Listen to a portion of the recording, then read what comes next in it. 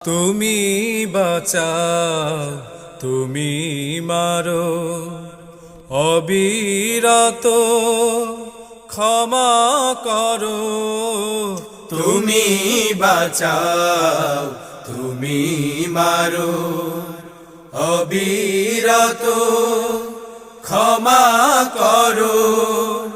ধরার যে জন তাকে ধরো, ধরার যে জন তাকে ধরো। তোমার মুঠোয় সবই আল্লাহ।